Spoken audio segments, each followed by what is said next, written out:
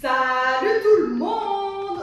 Aujourd'hui, on se retrouve pour une nouvelle vidéo avec un plan un peu particulier parce que je vous avais posté sur Instagram une foire aux questions, enfin une boîte aux questions pour que vous puissiez me poser toutes vos questions puisque ça faisait un moment que je n'étais pas venue sur YouTube ni sur Instagram d'ailleurs, donc je me suis dit qu'une petite mise au point ne ferait pas de mal.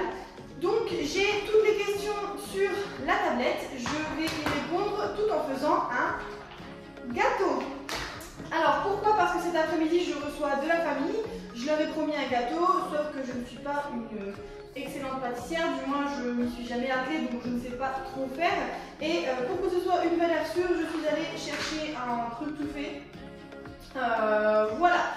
Donc par contre, en préparant un petit peu le plan de travail, je pensais qu'il y avait un minimum de préparation. Je ne sais pas, rajouter des œufs, du lait, j'en sais rien. Et en fait, eh ben non. Il suffit simplement de verser le contenu du sachet dans un moule et beurrer le moule juste avant. Donc écoutez, ma foi, ça va pas être très long, mais on va le faire quand même puisque c'est ce que j'avais prévu et il faut que je fasse un gâteau pour cet après-midi. Donc voilà, donc on va faire ça ensemble. Au pire des cas, si vraiment ça va trop vite, on le décorera ensemble parce que j'ai pas mal de petits trucs pour le décorer. Donc on fera ça. Alors pour commencer, on me dit qu'en ustensile j'ai besoin d'un moule rond, tac, d'un four et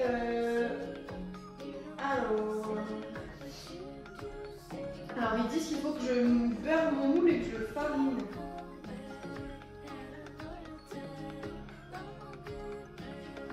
Ouais. Bah écoutez, j'ai jamais mis la farine dans un moule, mais bon, pourquoi pas. Bon, je vais prendre mon beurre déjà. Hop, mon beurre, je vais me laver les mains.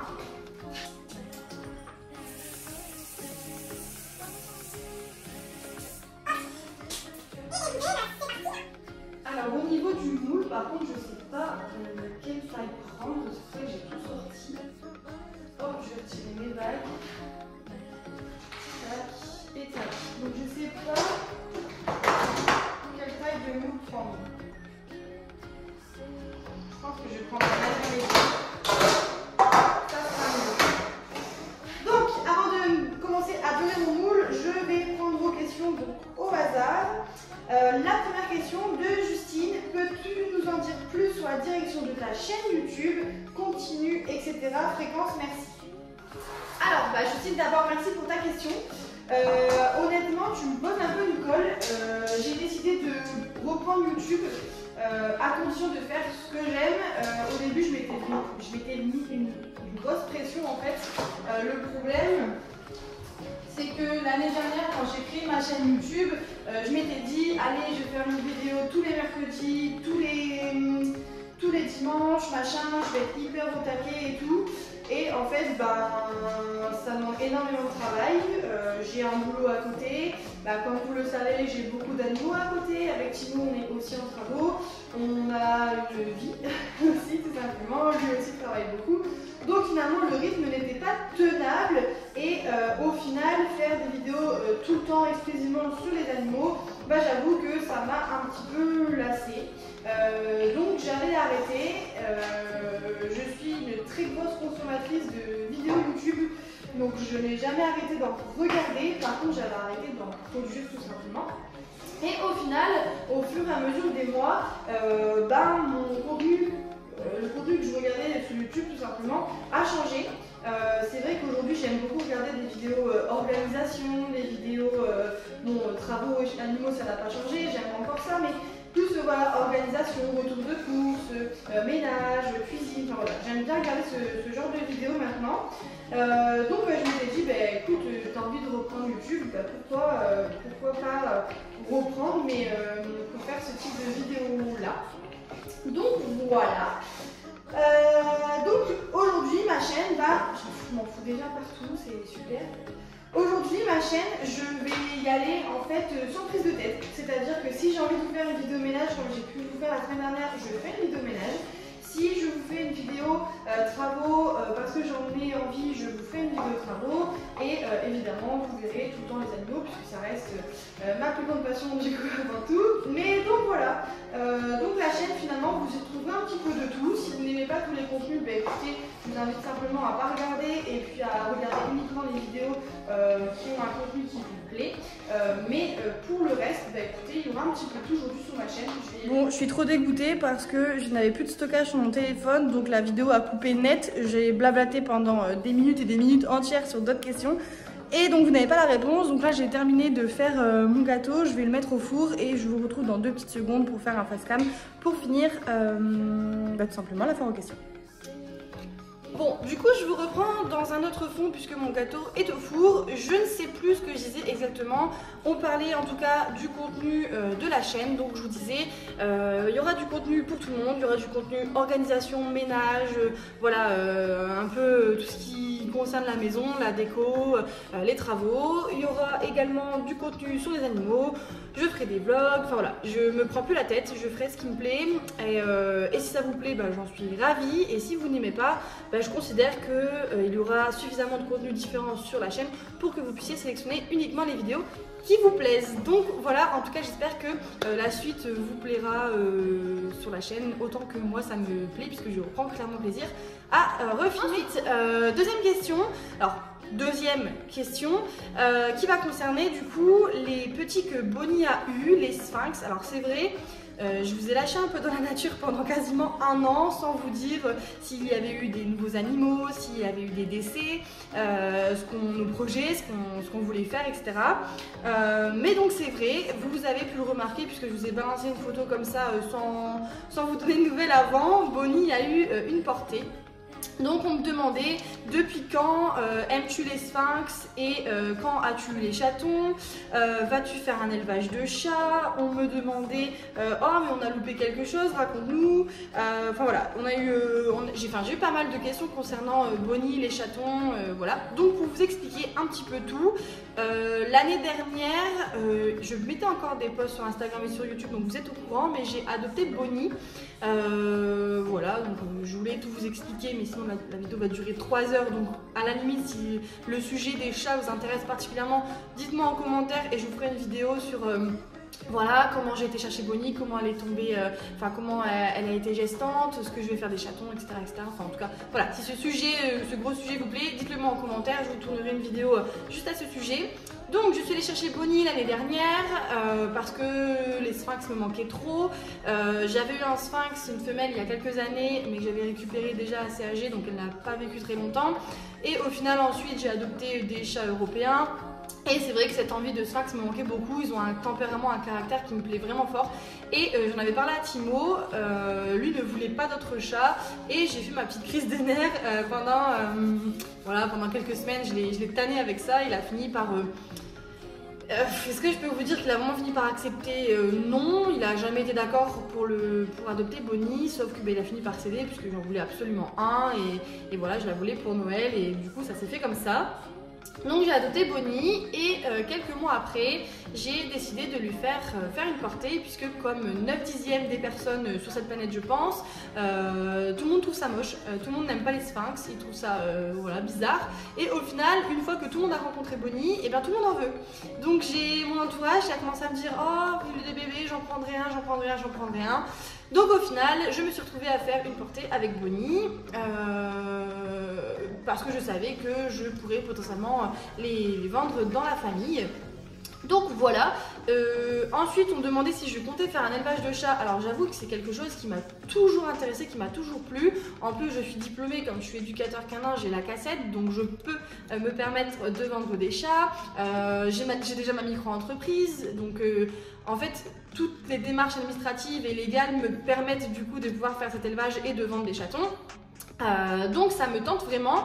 Donc pour cette portée là à mon avis ils ne seront pas à vendre puisque tout va partir dans la famille et chez les amis, mais potentiellement oui je pense que je finirai par faire un vrai élevage donc voilà, ça va dépendre finalement de cette première expérience avec Bonnie. Là pour le moment les bébés ont 3 semaines, tout se passe bien, j'adore, c'est vraiment quelque chose que j'aime vivre. Bonnie n'a pas du tout souffert de sa mise bas, elle s'occupe très bien des petits, voilà, donc pour le moment je regarde une très bonne expérience. Je vais attendre la fin de cette expérience, donc je vais attendre les 3 mois des petits, en fait la date où ils vont aller dans leur nouvelle famille pour me dire et me décider est-ce que je monte un élevage familial, hein, ça sera jamais une usine, ça je pense que vous le savez, vous me connaissez, le bien-être animal avant tout. Donc j'attendrai cette fin de période, ces 3 mois des chatons pour savoir est-ce que oui je monte un élevage ou est-ce que non, peut-être que je ferai déporter par-ci par-là parce que voilà légalement je peux et j'aime ça, ou est-ce que non c'est pas une bonne expérience et je ne le fais pas. Voilà, ça va vraiment dépendre de cette expérience là, donc je vous le dirai au fur et à mesure. En tout cas Bonnie voilà a fait des petits chatons, ils ont 22 jours aujourd'hui, tout se passe bien et voilà, donc comme je vous le disais tout à l'heure, si vous souhaitez que je fasse une vidéo à ce sujet, écoutez, dites-le moi, je le ferai avec plaisir parce qu'en plus je vais peut-être garder un des petits, rien de sûr pour le moment, on voit avec Timo, on réfléchit, mais peut-être. Ensuite, une troisième question. Comment gères-tu les finances et ton organisation globale avec plein d'animaux? Alors, j'avais déjà fait une vidéo à ce sujet l'année dernière concernant le coût de tout ça, donc de la ferme, des animaux, de la nutrition, des soins vétérinaires, etc. etc. Donc, les finances, écoutez, ça fait bientôt 3 ans qu'on a la ferme maintenant, donc aujourd'hui ça roule. On a aussi beaucoup moins d'animaux que ce qu'on a pu avoir il y a encore un an. Donc aujourd'hui, ça va quand même beaucoup mieux. Alors c'est clair que 3 chevaux, un âne, 3 chiens, 3 chats, 6 avec les petites Bonnie. Voilà, ça représente un coût, mais comme j'aime dire, voilà, moi je dépense pas tout mon argent dans des vêtements, dans des chaussures. Moi ma passion c'est mes animaux, donc en fait tout mon argent part là-dedans et ça me va très bien. Et concernant l'organisation, le gros avantage... Mais putain, franchement c'est casqué, je déteste tourner les vidéos FAQ parce que ça prend trop de temps, c'est des plans qui durent trop longtemps et il y a toujours des trucs sur mon téléphone, là c'était ma batterie. Donc bref, chez la râleuse a fini son épisode de râleuse, donc je reprends. Donc question organisation, vous le savez maintenant, je suis à mon compte, donc je gère mes horaires comme bon me semble. Timo est aussi à son compte mais en sous-traitance, donc lui pour le coup il a quand même beaucoup plus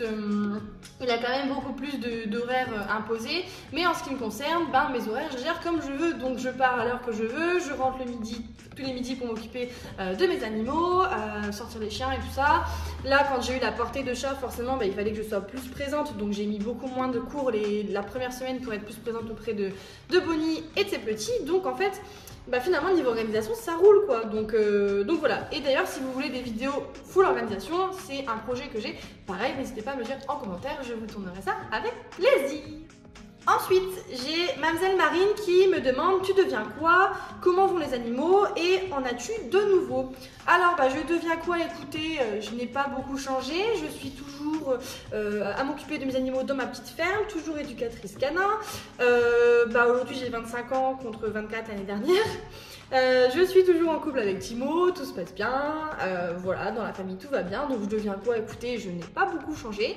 La seule chose qui a changé, c'est en effet l'effectif qui concerne les animaux. On s'est séparés de nos 4 petites chèvres qu'on a fait adopter dans la même famille toutes ensemble, et on s'est également séparés de notre vache, puisque à l'origine on l'avait adoptée dans le simple but de la sauver, mais aussi de la faire vivre en harmonie avec les chevaux.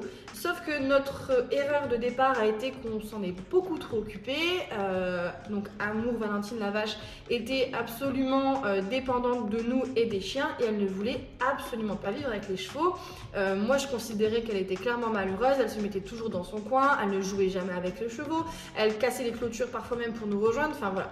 Donc c'était pas la vie qu'on souhaitait pour elle, elle ne voulait pas de la pâture et des chevaux. Et nous, il était évident qu'elle ne pouvait pas vivre dans la maison avec les chiens. Donc, après des mois et des mois et des mois de recherche, on lui a trouvé une superbe famille dans une ferme pédagogique, donc avec des chèvres, tout ce qu'elle a toujours connu, avec plein de passages, des enfants, du monde. Donc finalement, on lui a trouvé une bonne famille. On regrette pas de l'avoir adoptée parce que du coup elle a été sauvée, mais c'est vrai que si c'était à refaire, on ne reprendrait pas de vache quoi. Ça demande énormément de réparation de clôture, d'entretien, enfin voilà. Donc voilà pour l'épisode vaches animaux. On n'en a pas repris de nouveau si ce n'est les chasse-fax, mais sinon non, pas de nouveaux animaux. Ensuite, j'ai I am Florine HL qui me demande dans une autre vie, quel métier aurais-tu fait? Alors, pour ceux qui me connaissent, j'aime tout. C'est-à-dire que j'aime quasiment tous les sports, je veux toujours essayer. Si j'avais le temps, j'essaierais aussi de faire de la musique. Si j'avais le temps et l'argent, je ferais des voyages. Si j'avais le temps et l'argent, j'investirais certainement dans d'autres trucs comme voilà, j'aime l'immobilier. Voilà, j'aime les voitures, enfin voilà, je suis pas hyper calée dans tous les domaines, mais je m'intéresse à tout. Donc en termes de métier, eh ben, c'est compliqué aussi parce que je m'intéresse à tout. Donc éducateur canin, j'adore ce métier, j'adore l'élevage, j'aime bien aussi, alors pas tous les milieux médicaux, mais tout ce qui est, voilà, tout ce qui va être sage-femme, j'aurais aimé. La dernière fois, on est tombé sur une émission de Baby Boom avec Timo, on a regardé, bon voilà, c'était à la télé, et au final, bah, on s'est dit putain, sage-femme, ça tue comme métier, donc voilà, si je regarde 90 minutes enquête ou quelque chose de ce genre, bah voilà, j'ai envie d'être pompier, j'ai envie d'être gendarme, enfin voilà. Donc honnêtement, je sais pas. Moi, je suis pas quelqu'un qui va se dire, bah voilà, je suis éducateur canin, je fais ça toute ma vie. Non, là, je suis éducateur canin, ça se passe très bien, j'adore, mais c'est pas dit que j'en sais rien, dans 2 ans, je sois pas infirmière ou prof des écoles. Enfin voilà, moi, j'ai pas peur de tout quitter, reprendre des études, des formations et de reprendre quelque chose. Voilà, j'aime bien aussi faire les ongles, les cils, enfin voilà, j'ai pensé à tous les métiers du monde, je pense, tatoueuse, enfin voilà, je m'intéresse à tout, donc je suis pas à l'abri d'un moment changer de métier d'un coup, donc je sais pas dans quel autre métier j'aurais fait, mais en tout cas tout m'intéresse. Ensuite, on me demande si je suis maniaque. Alors, je sais pas comment me définir à ce niveau-là. Il faudrait que je pose la question à Timo. Je pense pas être maniaque dans le sens où parfois je peux laisser ma maison désordonnée pendant plusieurs heures, plusieurs jours, tant que je me suis pas dit allez, je vais faire la maison. Ça me dérange pas trop. Je le vis pas très bien, psychologiquement ça m'atteint, c'est sûr, mais ça me dérange pas trop. Par contre, quand j'ai décidé de tenir la maison propre et faire le ménage, c'est-à-dire que si je vois, je sais pas, quand je fais l'endroit des chats, si je vois une croquette hors de la gamelle, ça me gave, il faut que je la remette dans la gamelle. Donc, je sais pas si vous considérez ça comme être maniaque ou pas, je pense pas. En tout cas, bah, je pense qu'il y a des niveaux différents de maniaque, mais en tout cas, voilà, quand je veux que ça soit propre, je veux que ça soit nickel, quand ça me dérange pas, que je suis dans un mood où bon bah voilà, j'ai la flemme, on verra demain, bon bah je peux vivre toute la soirée avec du bordel, j'en fais pas une crise, j'arrive à dormir quand même. Voilà, je vais aller dans mon gâteau parce que j'ai son livre.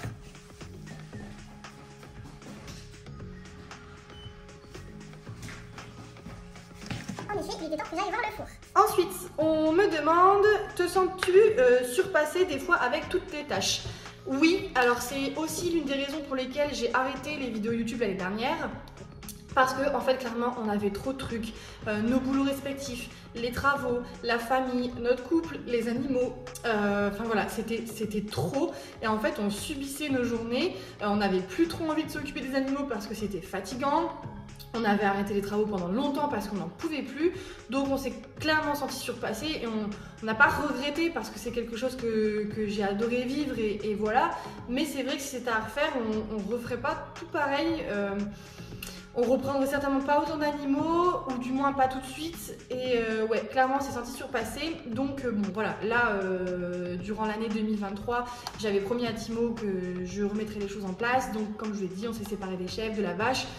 Voilà, on a remis des choses en place, on a commencé, on a quasiment fini les travaux du bas, du rez-de-chaussée, il nous reste plus que quelques finitions, on a fait les travaux d'extérieur, enfin voilà, on a fait quand même pas mal de choses qui font qu'aujourd'hui on se sent beaucoup mieux et voilà, donc oui, il est arrivé qu'on se sente surpassé clairement. On me demande si j'ai confiance en moi. Alors, quand j'ai vu cette question, j'ai beaucoup réfléchi et pour tout te dire, depuis 2 jours j'ai réfléchi, ben j'en sais rien. Je pense que ma confiance en moi varie énormément en fonction du lieu où je me trouve. Alors, je sais pas si je peux considérer de ce fait que j'ai confiance en moi ou pas, mais dans tout ce qui est famille, travail, amis, j'ai relativement confiance en moi, j'ai un gros caractère, j'exprime facilement mes idées. Je conteste facilement quand je ne suis pas d'accord, donc je peux considérer que oui, en effet, j'ai suffisamment confiance en moi, mais c'est vrai que si je me retrouve par exemple dans d'une soirée où je connais absolument personne, j'ai tendance à être timide, à m'effacer, à pas forcément aller vers les autres. Enfin voilà, ça dépend aussi de mon humeur. Je sais que, enfin je sais pas si vous êtes comme moi, mais en fonction de comment je me sens, parfois je suis hyper extravertie, ouverte à tout, je parle à tout le monde, hyper tactile, enfin voilà. Et il y a des moments où je me renferme, c'est pas que je suis en colère ou enfin voilà, où je suis triste, c'est simplement que voilà, dans ce jour-là, à ce moment précis-là en tout cas, bah écoutez, je suis un peu introvertie, donc je sais pas si vous êtes comme moi, s'il y a des gens comme moi, mais ça dépend vraiment des endroits et ça dépend vraiment des moments, donc écoutez, je pense que j'ai confiance en moi comme la plupart des gens, parfois oui et parfois non. Et dernière question, pour finir en beauté, on me demande ta meilleure citation selon toi de vie. Donc ma citation de vie qui selon moi est la meilleure.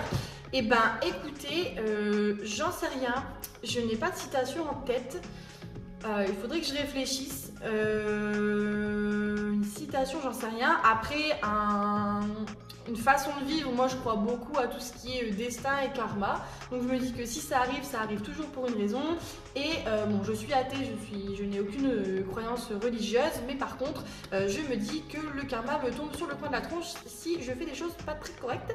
Donc j'ai tendance à plutôt, voilà, ma vie est plutôt basée sur ces deux choses-là, le destin et le karma. Après une citation, vraiment citation, bah j'en sais rien, je vais regarder un petit peu sur internet après avoir filmé cette foire aux questions, cette FAQ et je vous la posterai, je pense, je mettrai le petit message comme ça, bah voilà, vous aurez ma petite citation. Voilà, bon, et bah écoutez, j'espère que ce petit point vous aura plu, en tout cas moi ça m'a fait du bien de remettre tout à niveau, comme ça vous savez de où on repart dans cette chaîne YouTube, que ce soit en termes de contenu, dans ma vie personnelle, dans ma vie de couple, dans ma vie de famille, avec les animaux, enfin voilà, au moins on a fait un point, vous savez de où on redémarre, voilà, en tout cas je vous remercie de toujours être présent, je vous remercie d'avoir posé de nombreuses questions qui m'ont permis du coup de faire cette vidéo et de faire un petit point, les sujets étaient tous très intéressants, et voilà, je vous fais de gros bisous et je vous dis à bientôt pour la prochaine vidéo. Mouah.